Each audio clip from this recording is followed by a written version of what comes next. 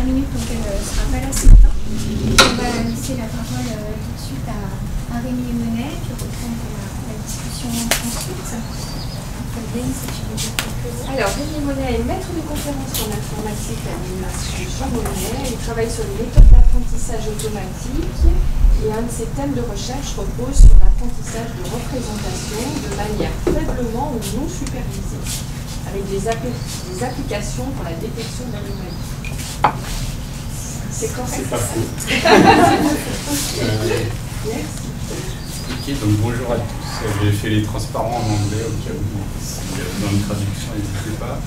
Je parlerai en français.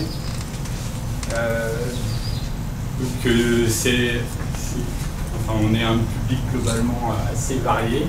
Du coup, je vais essayer de faire que cette présentation soit un peu utile. Donc voilà. Donc il y a plusieurs avertissements. C'est que je vais pas parler beaucoup de techniques, mais je vais reprendre une chose qui a été dite tout à l'heure en introduction, c'est que dans ce projet, on aimerait que tout le monde s'y retrouve, y compris les personnes qui font plus de l'informatique, de l'apprentissage automatique, etc. Donc ce que je vais vous présenter, c'est pas forcément les choses qui vont le plus révolutionner directement le projet d'ici demain, mais c'est peut-être des choses qui seront un peu plus prospectives, on va dire, d'un point de vue des applications dans le projet. Voilà. Parce que pour le contexte, on va commencer une thèse autour de ces thématiques-là, donc bientôt. Je ne peux pas vous présenter, enfin je vous présenterai déjà quelques résultats, mais je ne peux pas vous présenter quelque chose qui révolutionne le projet tout de suite. Puis c'est pas nécessairement le but. Alors on explore différentes pistes. Donc globalement, qu'est-ce que je vais vous dire dans ces 20-25 minutes ou un peu plus, c'est vous présenter un peu ce qu'on appelle l'apprentissage automatique. Voilà, pour certains, j'imagine que vous savez, mais voilà, je vais vous présenter un peu ma vision de ça. Et puis après, je parlerai de détection ou de comment on peut trouver des sous-motifs et qu'est-ce que c'est qu'on appellera des sous-motifs et pourquoi c'est intéressant. Voilà, et puis après, assez rapidement, je couvrirai un peu les approches qui permettent de faire ça, sans trop rentrer dans les détails, évidemment. Mais le but, c'est vraiment d'essayer, voilà, donc interrompez-moi, mais d'essayer que tout le monde comprenne à peu près les principes globaux. Donc n'hésitez pas à poser des questions, hein, je peux m'arrêter au tout début, ce sera pas forcément perdu, il n'y a pas grand-chose d'indispensable dans la présentation.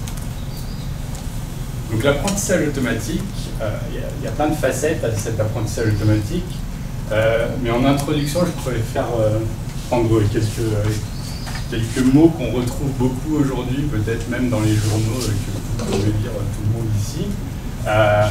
Voilà, c'est des mots comme intelligence artificielle, apprentissage automatique ou machine learning, et deep learning ou apprentissage profond. Là, c'est une erreur, hein, c'est apprentissage profond, la traduction. Et donc en fait, voilà, je les ai représentés. L'intelligence artificielle, c'est quelque chose de très global. Tout ce qui est artificiel, donc pas organique, on va dire, et qui essaie d'être intelligent. Alors il y a plein de définitions de ça, ça évolue au fil du temps, mais typiquement on classait un mail en tant que spam ou pas spam. Il y a une époque où on considérait ça comme de l'intelligence artificielle.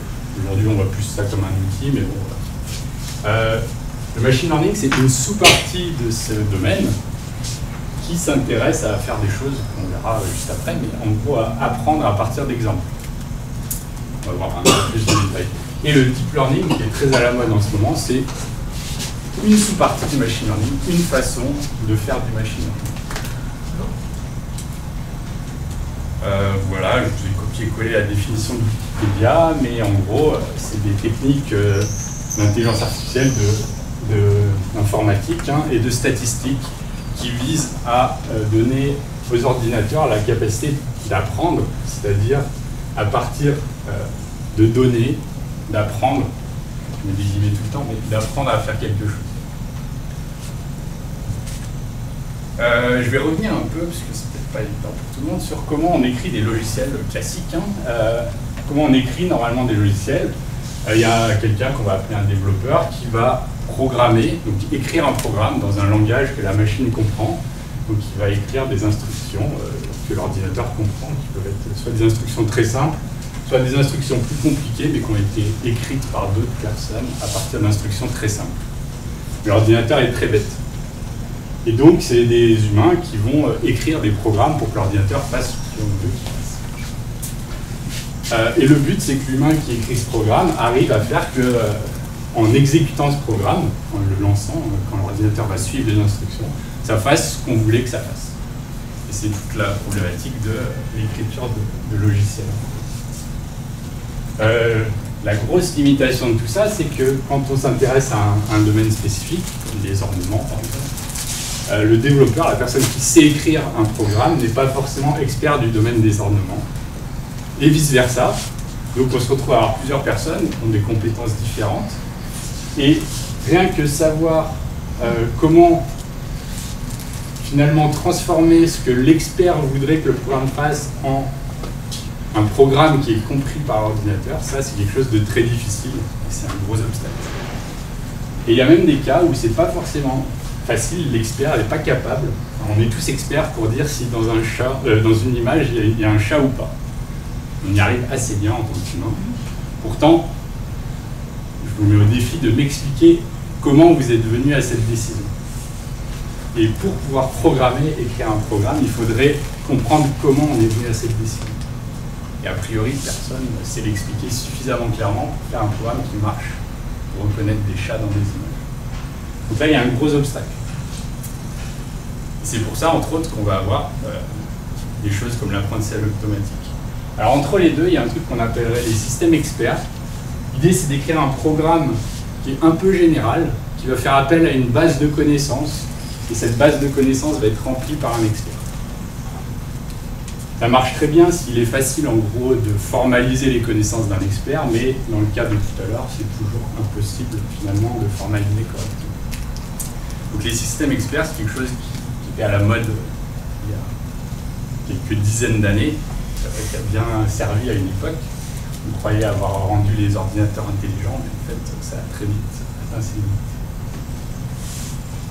Et donc l'apprentissage machine ou l'apprentissage automatique, ici supervisé, c'est pour partir de ces limitations qui est qu'on a besoin qu'un expert fournisse sa connaissance dans un format suffisamment précis pour qu'un programmeur ou une personne puisse écrire un programme. Et ça, c'est très dur. Voilà, je vous ai repris pourquoi c'est dur, parce qu'il faut encoder la connaissance de l'expert, qui, même quand c'est possible, ça prend beaucoup de temps. Des fois, c'est pas possible, enfin, c'est pas facile en tout cas. Et finalement, trouver cet espace où on peut représenter les connaissances, c'est un problème en soi, qui peut nous occuper sur à peu près n'importe quel thème particulier pendant des années sur nous. Donc le principe de l'apprentissage machine, c'est de remplacer finalement la connaissance de l'expert par des choses un peu plus simples à obtenir. Et on va formaliser ça sous la forme d'un jeu de données étiqueté. Donc on va par exemple, si on prend l'exemple des chats, avoir des images. Notre jeu de données, c'est plein d'images. Et les étiquettes associées, c'est est-ce qu'il y a un chat ou pas dedans. Et ça, si je prends 1000 images et que je vous en donne, je sais pas, 100 chacun, à la fin de la journée, on peut avoir étiqueté les 1000 images avec est-ce qu'il y a un chat ou pas. Et vous n'avez pas eu besoin de vous poser la question de comment vous avez su qu'il y avait un chat ou pas. Donc c'est beaucoup plus simple. Donc on a juste besoin de l'étiquette et pas finalement de formaliser la connaissance. Donc ça, c'est un peu le gros avantage de cette approche. La difficulté qui vient, c'est que par contre, maintenant, on va devoir utiliser un algorithme, un programme, qu'on appelle un algorithme de machine learning, qui, à partir de ce jeu de données, des images avec des étiquettes par exemple, va être capable d'inférer finalement qu'est-ce qui est important pour décider si dans une image il y a un chat ou pas. Et c'est tout le boulot qu'on fait nous, c'est d'écrire des modèles, enfin des méthodes qui, à la fin, sont des programmes qui, à partir d'un jeu de données, peuvent produire quelque chose qui sera capable de traiter des données, des nouvelles données. Voilà, n'hésitez pas à m'interrompre, à me dire c'est évident, tout ce que tu dis, on en a marre, on a faim. Avec un peu plus d'illustration, Voilà, ça pourrait être un jeu de données. On a collecté 10 images. Alors dans la vraie vie, c'est beaucoup plus. Donc, je précise. Et quelqu'un va passer et dire ça c'est un chat, ça c'est un chat, ça c'est un chat, ça c'est un chat, ça c'est un chat, etc. Donc l'étiquetage, c'est relativement simple. Voilà. On regarde ces images, on y arrive. Il y a des cas où c'est plus dur. Hein. On regarde des images, de l'imagerie médicale, décider s'il y a un cancer ou pas. Là, c'est pas n'importe qui peut le faire. Et de la même façon, la personne qui sait le faire ne sait pas forcément expliquer exactement sa décision. Et donc là, on a un jeu de données, image, entrée, étiquette associée. Et une fois qu'on a fait ça, je vous ai fait un petit schéma. Alors ça, ce serait, on va dire moi, d'une manière générale, les gens qui font du machine learning. On va créer un truc qui s'appelle un algorithme de machine learning. Et d'autres gens, potentiellement, des fois les mêmes, hein, vont faire un jeu de données, donc ce qu'on a vu là, par exemple, hein, je prends l'exemple d'image, mais ça marche pour d'autres choses, enfin, ça m'intéresse à d'autres choses aussi, des images avec leur étiquette. Et l'idée, c'est que cet algorithme de machine learning, c'est en fait un programme qui prend un jeu de données et qui, lui, crée un autre programme qu'on appelle, alors c'est pour ça que ça s'appelle machine learning, une machine, mais généralement un modèle, plus souvent maintenant.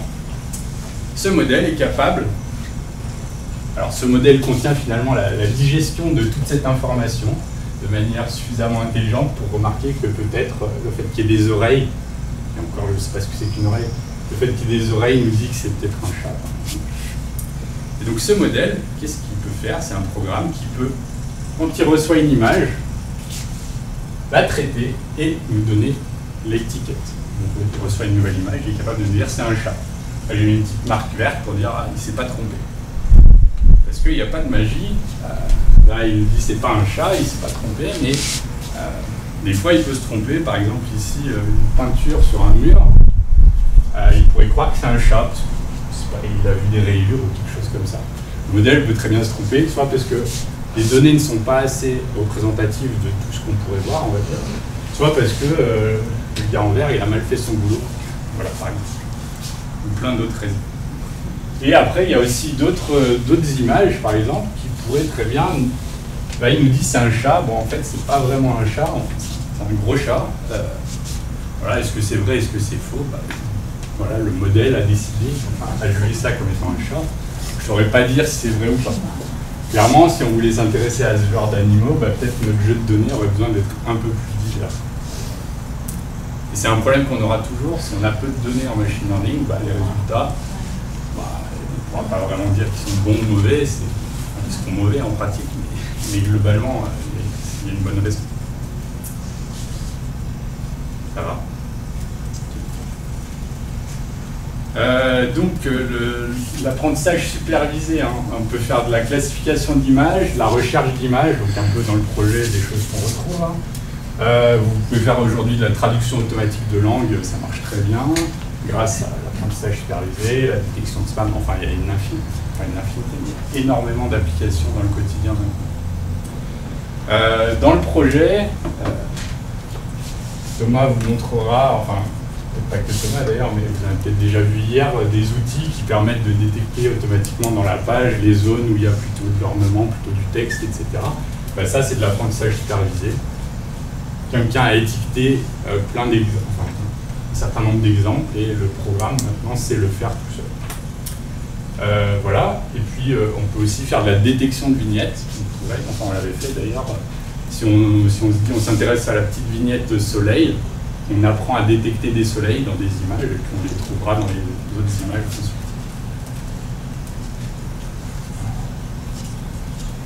Alors, parce qu'on va passer sur quelque chose d'autre, ce que j'appelle la fouille de motifs ou la détection de motifs, c'est quelque chose qui est non supervisé.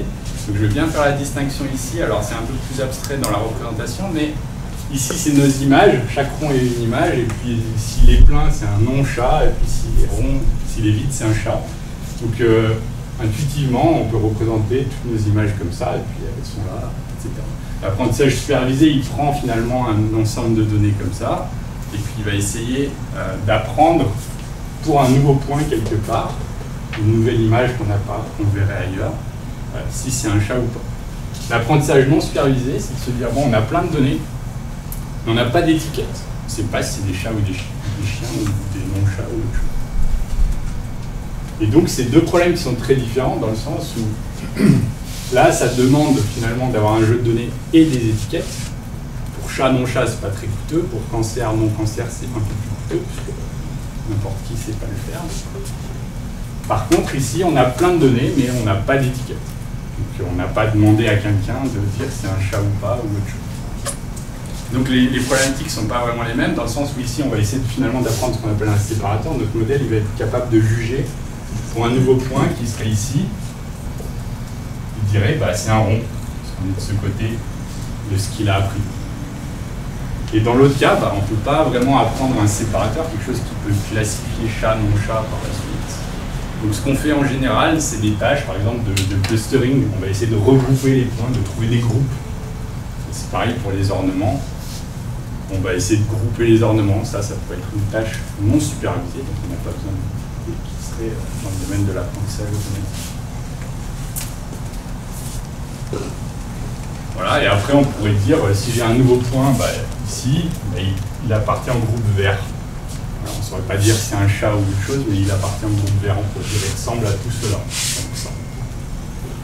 C'est un peu les deux extrêmes, plein d'étiquettes, pas d'étiquettes, et donc on peut faire des choses différentes avec les... L'apprentissage non supervisé avec des images, parce qu'on prend plein d'images.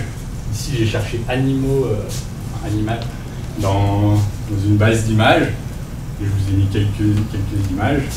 Voilà, donc là il y a plein d'animaux, et peut-être que si on fait un algorithme qui prend toutes ces images d'un coup, il va apprendre à les regrouper, peut-être qu'il mettra des chats avec les léopards des neiges, parce qu'ils sont proches visuellement, mais voilà, il va apprendre à faire des groupes. Et donc c'est l'idée là, pourquoi j'ai mis ça, c'est pour vous montrer qu'en général on peut avoir plus de données si on ne s'intéresse pas à avoir des étiquettes. Que collecter des données, c'est beaucoup plus simple que collecter des données et les étiqueter. Et donc il y a un intérêt à avoir toutes ces données, puisqu'on peut les utiliser un peu de manière plus riche. Aucun détail là, mais vous avez l'apprentissage supervisé, l'apprentissage non supervisé, que je vais mettre ici, et au milieu, vous en avez plein d'autres. Genre, on a plein de données, mais on a quelques étiquettes. On a plein de données, mais on nous a dit que dans toutes ces données, il y avait au moins 3 chats. Voilà. Je ne sais pas lesquels, mais voilà. On a plein de données et on a quelqu'un qui peut, sur demande du programme de machine learning, étiqueter. On a plein de données, on a fait des groupes et on va faire étiqueter une image par chaque groupe à un utilisateur humain qui nous dise ça, je décide de l'appeler chat. Voilà, donc il y a plein de trucs entre les deux. Et voilà, c'était pour bien comprendre un peu les deux extrêmes. J'espère que c'est compris. On peut débroussailler ça. Donc maintenant, on va parler de fouille de motifs. Donc l'idée, c'est qu'on est dans l'apprentissage non supervisé. On imagine on a plein de données. Donc, on a plein d'exemples d'ornements qui ont été extraits de tous les livres. Et on va en faire quelque chose. Alors, pourquoi c'est intéressant de rechercher des sous-motifs? Alors, moi, j'ai une vision un peu humano-centrée de ça. C'est que nous, en tant qu'être humain, on est très bon pour détecter des patterns, des motifs. Et je pense que c'est nécessaire à notre survie. Je vous ai mis une image de bureau un peu ouverte, dans le sens où, typiquement, je prends l'exemple de mon bureau, quand j'entends claquer la porte d'entrée du labo, enfin, une des portes d'entrée du labo, je m'attends à ce que quelqu'un passe devant mon bureau après, puisque c'est un peu le seul chemin, c'est logique, c'est le seul chemin que les gens peuvent prendre. Et donc, je sais, et comme ça je ne suis pas surpris quand je vois quelqu'un passer dans mon champ de vision. J'ai entendu le bruit, je sais que quelques secondes après, il y a quelqu'un qui va passer dans mon champ de vision. Je ne suis pas surpris. Et je pense que c'est pour ça aussi qu'on aime a priori plus ou moins tous la musique, et surtout la musique qu'on connaît, parce que c'est très prédictible. Et je pense que l'être humain aime bien pouvoir prédire ce qui va se passer pour ne pas être surpris, parce que surprise ça veut dire stress, stress ça veut dire consommation supplémentaire d'énergie, etc. Donc je pense que dans l'apprentissage humain, même dans le comportement humain et animal, c'est quelque chose qui est super important d'arriver à trouver finalement des motifs, des patterns qui se répètent. Et voilà. Et donc je pense que c'est pour ça que ces modèles que je vais vous présenter sont intéressants.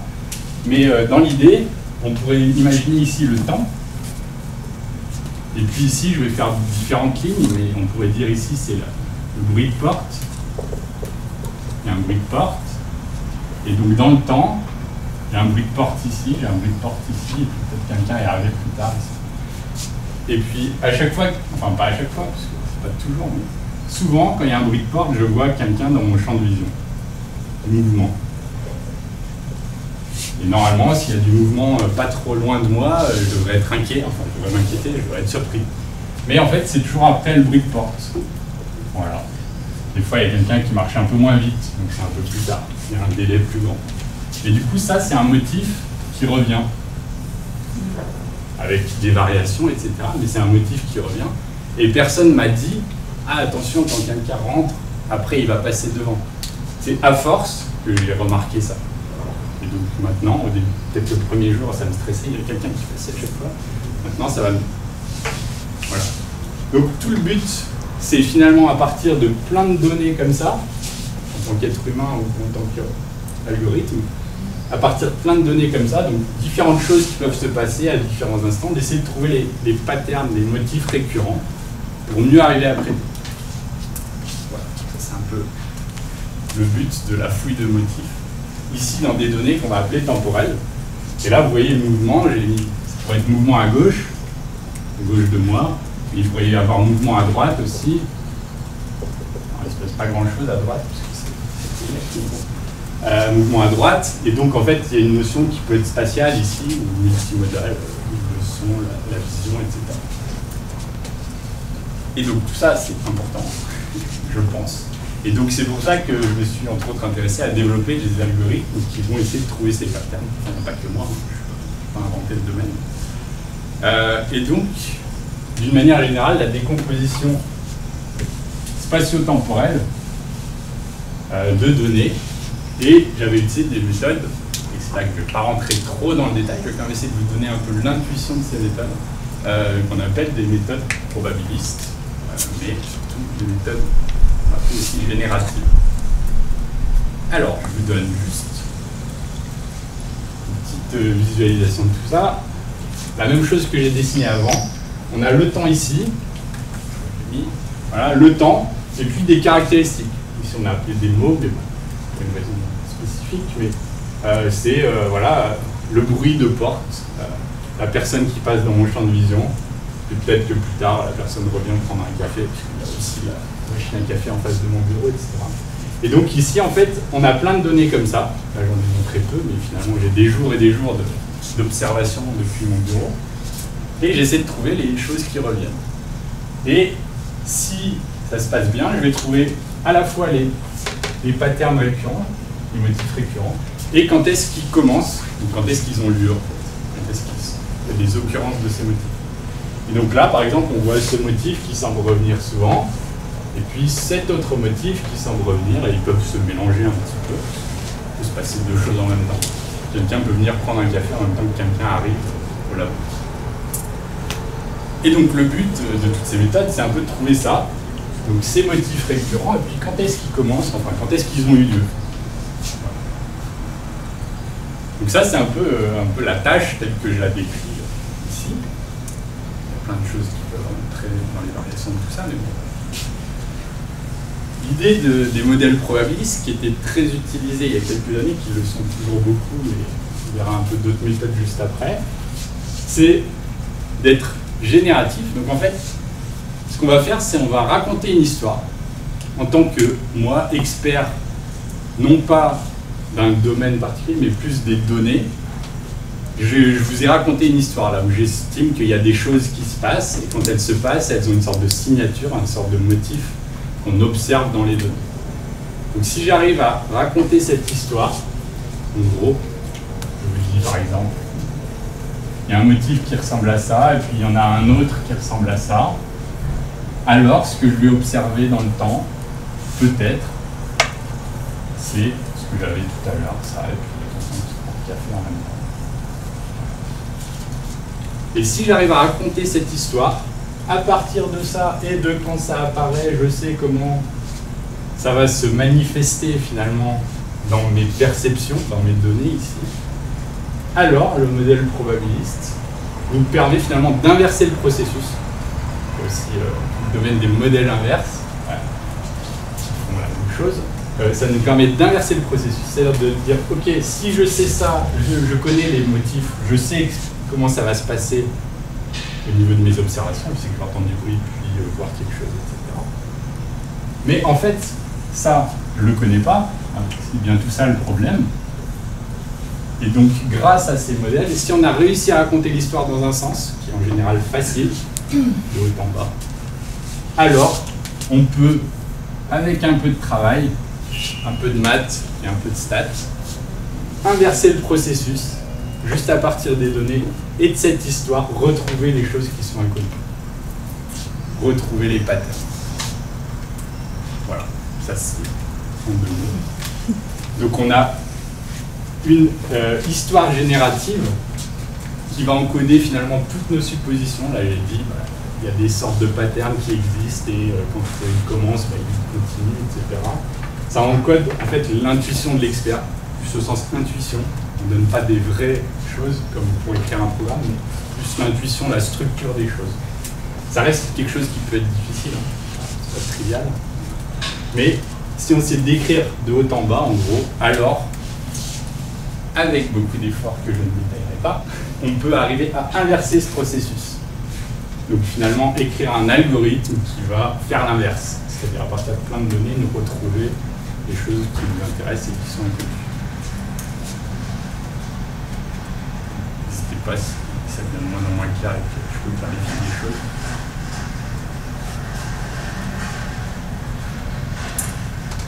Alors là, je ne vais encore pas rentrer dans les détails, c'est aussi pour donner une intuition de ce que j'ai mis entre guillemets moderne approche. C'est que, en gros, il y a cette tendance aujourd'hui qui s'appelle le deep learning. Je ne rentre pas dans le détail de ce que c'est, mais c'est une sous-partie, une sous-famille de méthodes pour faire de l'apprentissage automatique.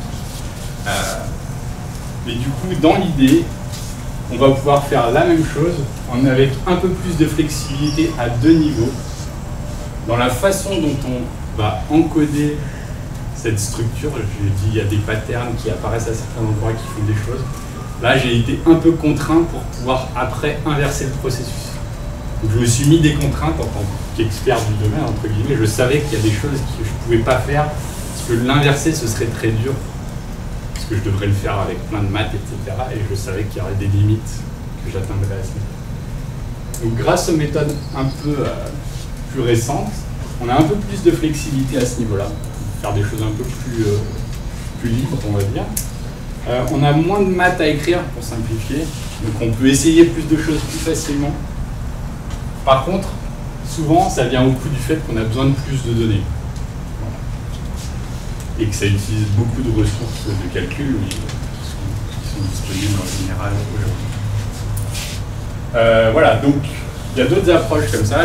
Pour vous montrer un petit peu, je vous ai mis ces familles d'approches qui font de la décomposition de motifs dans des images, en l'occurrence, même pas de temps dans des images.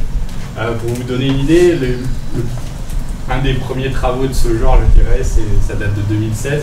Il y en a encore qui se font aujourd'hui, voilà, donc il y en a un paquet qui sont sortis entre-temps. Donc c'est quelque chose de quand même très actif comme domaine, qui n'est pas du tout résolu, mais qui est quand même très actif. Vous avez à droite un exemple, alors il y a plusieurs, enfin on peut le prendre comme une seule. Un exemple d'image, vous pouvez imaginer les petits chiffres là comme des ornements, sauf que là il n'y a pas la contrainte qui ne se superpose pas, donc c'est comme si l'imprimeur il avait pu superposer les chiffres. Et donc ça c'est un faux jeu de données qui a été créé pour essayer d'apprendre à retrouver les chiffres.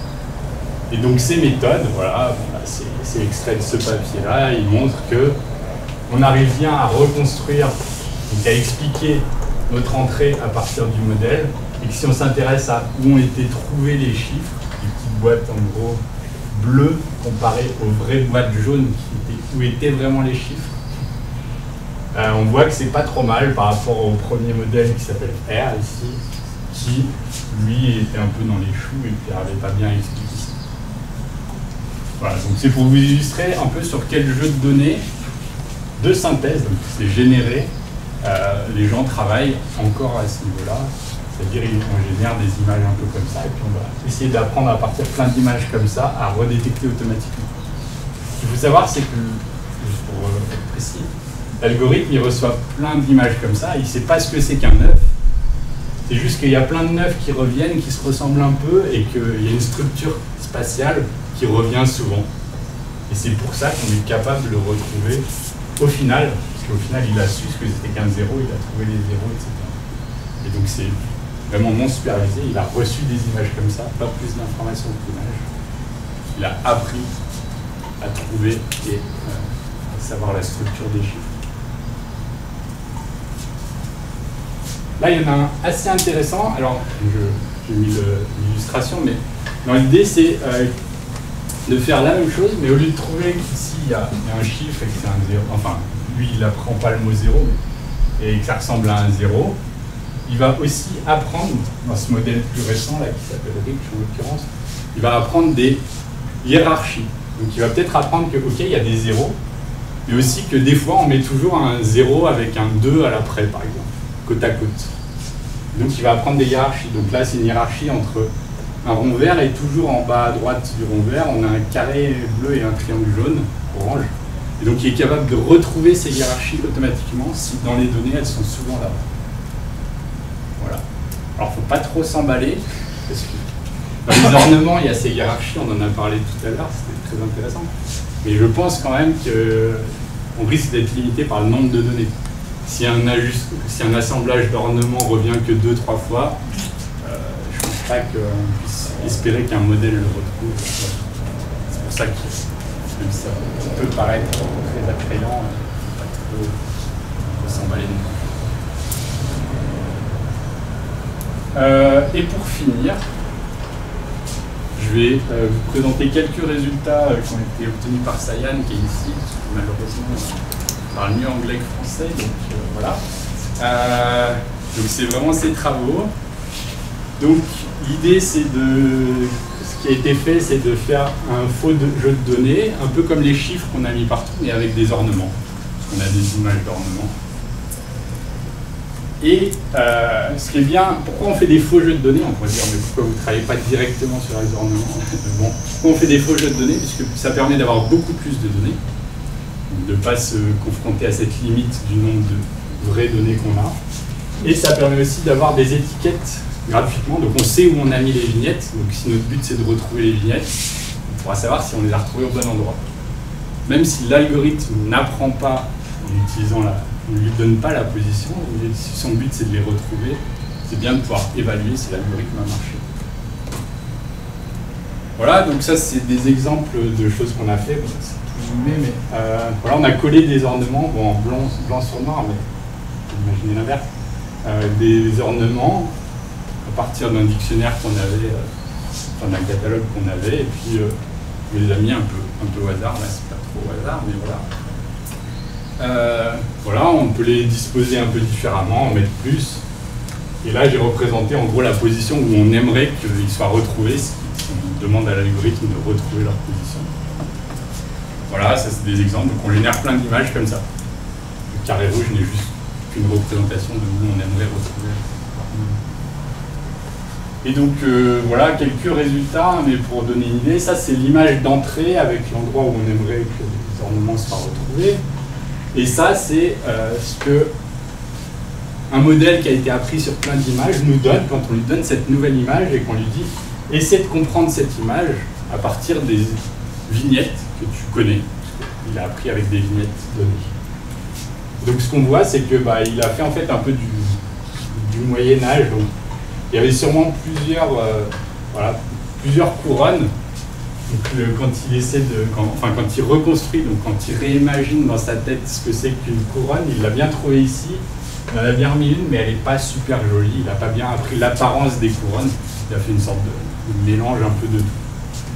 Voilà, et selon les ornements, ça se passe plutôt bien, mais globalement, voilà, là c'est des étoiles, là aussi c'est des... Enfin voilà, on voit bien les étoiles, même si elles ne sont pas 100% très finement reconnues. Il a bien reconnu que c'était un ornement type étoile, puisqu'il l'a reconstruit comme une sorte de prototype d'étoile. Ça, c'est avec des vignettes similaires à celles qu'on a utilisées pour générer son grand jeu de données d'apprentissage. On peut aussi s'amuser à mettre des vignettes différentes. Et donc là, on a mis des vignettes différentes, qui n'étaient pas dans l'ensemble d'apprentissage. Alors vu que c'est du blanc sur fond noir, c'est assez facile de voir qu'il y a quelque chose. Donc il a quand même réussi à trouver à peu près la position de tout le monde, sauf que celle-ci, où il a eu un peu de mal. Mais par contre, globalement, il n'a jamais vu ce genre de vignette, ni aussi grande d'ailleurs. Du coup, il reconstruit des trucs voilà, qui ressemblent à ce que lui connaît, mais ça ne correspond pas du tout. Donc dans l'idée, si on faisait une différence entre ces deux images, on pouvait voir qu'il n'a pas très bien reconstruit du tout par rapport à tout à l'heure. Voilà, donc ça c'est les premiers résultats sur les choses. Je vous ai fait un dernier transparence sur ce qu'on peut attendre un peu de tout ça. Je pense qu'on peut décemment attendre qu'on arrive à décomposer des bases de données d'ornements composés. Donc on donne plein d'ornements et puis ça va nous ressortir finalement tout seul toutes les petites vignettes qui existent. Du coup, naturellement, elles seront groupées, les vignettes, par vignettes similaires. On pourra très bien faire une différence entre ce qui a été perçu finalement par l'algorithme et la vraie image. Donc finalement, c'est une vignette qui ressemble un peu mais pas trop, on pourra attendre que l'algorithme retrouve que c'est à peu près la vignette qu'il avait, mais qu'elle est un peu différente. Donc on pourra faire une différence, un peu comme dans ce que Thierry présentera. Et si les modèles d'agrégation marchent, c'est-à-dire les modèles hiérarchiques, on peut dire il y a cette composition de 3 vignettes qui revient souvent, on peut peut-être se supposer que c'est, sans peut-être être trouvé de manière totalement automatique, parce que c'est quelque chose de totalement, enfin pas totalement, mais partiellement arbitraire, on pourrait espérer obtenir une agrégation automatique. Une question ? Oui, je ne sais pas combien de temps on a encore pour discuter maintenant, là, Fabienne, on a... On arrête. Un petit quart d'heure. Ah, d'accord. Est-ce que... j'avais une question aussi par rapport à la présentation de Thomas tout à l'heure. Tu vas présenter Pixplot Ouais, rapidement. Un petit peu, d'accord. Et je ne sais pas, Rémi, tu as eu l'occasion de regarder les résultats de Pixplot? Non, je n'ai pas exploré beaucoup. Mais... Oui, tu as vu, d'accord. Et ça donc, c'est un peu le même genre de système, c'est-à-dire qu'il n'y a pas d'étiquetage. Et ça, ouais. Ça nous distribue dans l'espace des clusters de... Oui, voilà, c'est du regroupement, du clustering, du regroupement des trucs. Après, c'est au niveau de décomposition, je ne sais pas comment ça marche. Enfin, si on passe un composite, j'imagine qu'il va clusteriser. Enfin, 2 composites qui se ressemblent, qui seront peut-être proches, mais ça ira peut-être pas chercher les composants. Là, c'est vraiment, oui, tout à fait, c'est vraiment une problématique de décomposition qui nous appelle. Oui, bien sûr. Moi, j'ai quelques questions. Si tu peux revenir à ta planche précédente, là, justement, où tu vois alors, je me posais des questions par rapport à la vision humaine qui est, elle aussi, issue d'un processus d'apprentissage qui dure au moins les 6 premières années de la vie, mais certainement encore longtemps après. En termes, on voit que les images sont un petit peu plus floues, on a envie de dire un peu de basse fréquence. Est-ce que tu sais un petit peu en termes de fréquence, est-ce qu'il y a besoin d'avoir des images à haute résolution ou alors au contraire, c'est surtout pas la peine parce que ça marche mieux à résolution et du coup ça fait des tailles moins grandes. Et autre chose, quand on reconnaît des objets, j'ai pas l'impression qu'on les floute, je sais pas comment ça va. Et si on apprenait encore plus, est-ce que ce serait encore plus net ou au contraire plus flou parce que ça, ce serait plus résilient Alors, il y a 4 réponses au moins. Dans la première, c'est sur les données temporelles. Les algorithmes que j'avais manipulés, ils se comportent mieux si on a moins de détails globalement. Parce que plus il y a de détails, plus l'algorithme a des chances d'aller chercher un détail que l'être humain aurait ignoré. Parce que justement, nous, on a quand même une vision un peu multi-échelle. Voilà, pour reconnaître une fenêtre, je ne suis pas allé voir en détail la forme de la poignée d'abord. Donc voilà, ça c'est une première réponse. La deuxième, c'est si on apprend plus ici, on n'aura pas forcément mieux, puisqu'il y a mais ça, on pourrait l'améliorer, enfin, c'est un choix, entre guillemets, parce qu'il y a une sorte de résolution intrinsèque qu'on accepte quand on représente le motif. Mais on pourrait le représenter plus finement, ce serait pas une limite. Ça, c'est un choix. C'est un choix, c'est pareil, ça va limiter le temps de calcul, c'est pour pouvoir expérimenter plus. Et la troisième, enfin le dernier aspect qui est, est-ce qu'au contraire, si on apprend beaucoup, ça va être encore plus flou pour justement mieux englober les choses possibles? Et bien ça dépend, c'est un phénomène effectivement qui se passe sur certaines familles de modèles, mais dans un autre contexte, on travaille justement sur gérer finalement la diversité à l'intérieur d'une même famille de motifs pour qu'on puisse reconstruire plus finement chacun des trucs. Donc effectivement, ça arrive aussi que pour bien grouper les choses, il est un prototype qui soit plus flou.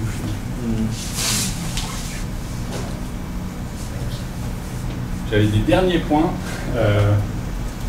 Donc, les choses qui peuvent être intéressantes dans ces approches, justement, ça rejoint un peu la question juste avant aussi, c'est que vu qu'on décompose les choses, vous pouvez imaginer, alors j'ai mis le cas des passe-partout, alors c'est le terme utilisé, mais je ne sais pas si c'est le vrai terme technique, mais quand on a justement dans un ornement une partie qui peut changer, mais le reste qui ne change pas, on pourrait très bien, on pourrait essayer d'ailleurs avec ces modèles, imaginer qu'ils détectent un truc pour le tour et qui complète avec une lettre qu'il peut retrouver ailleurs ou un symbole.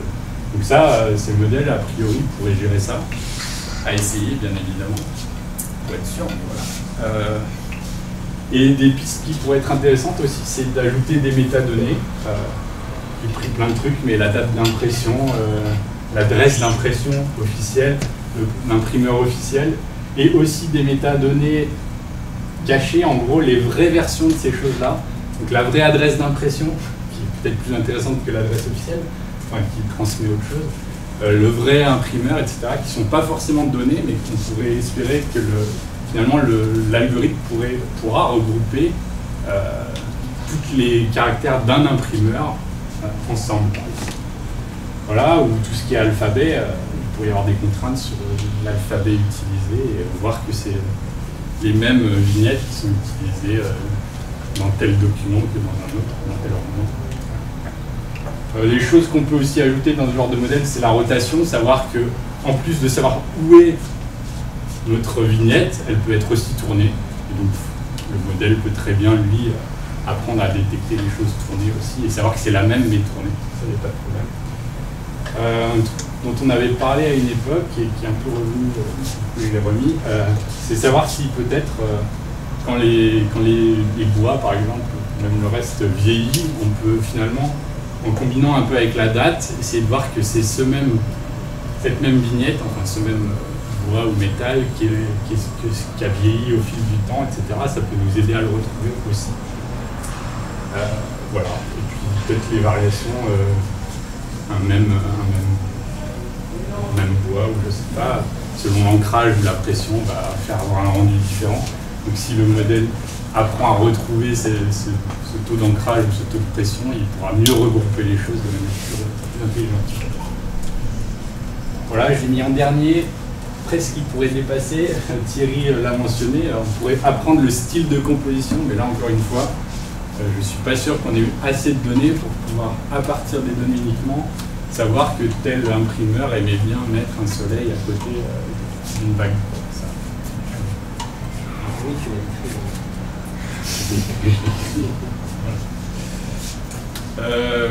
Voilà, bon, pas grand chose à dire. Alors, excuse-moi, j'ai encore une petite question. Il y a quand même une longue expérience d'humains qui regardent ces problèmes d'ornement. Est-ce qu'il y a possibilité, en les écoutant parler, en discutant avec eux, de récupérer une partie de leur savoir et de l'injecter dans ces modèles? C'est possible ou non, on est dans deux mondes trop séparés? Alors, il y a deux questions. Est-ce que juste avec des enregistrements d'une personne qui parle du sujet, une machine pourrait... Non, c'est toi en tant que concepteur. Voilà. De la mais machine. oui, effectivement, l'idée c'est vraiment... Là, Là, on n'est plus en train d'écrire le programme, donc on a plus d'interface entre l'expert et la personne qui écrit le programme, mais on est entre l'expert du domaine et la personne qui comprend mieux les algorithmes en question. Et donc effectivement, il y a pas mal de choses qu'on pourrait intégrer. Même tout ce que j'ai listé ici, finalement, c'est sorti des discussions. Je pensais un petit peu plus au style, en fait. C'est vrai qu'il y a des choses qui sont un peu plus haut niveau que la reconnaissance des motifs, choses comme ça.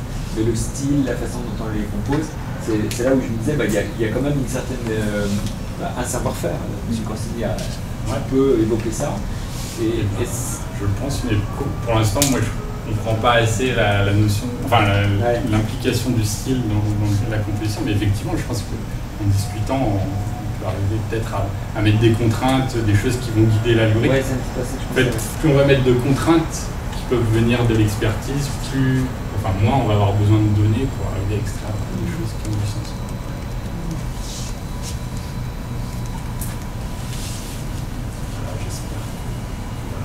Ça m'a dit quelque chose. C'était très clair.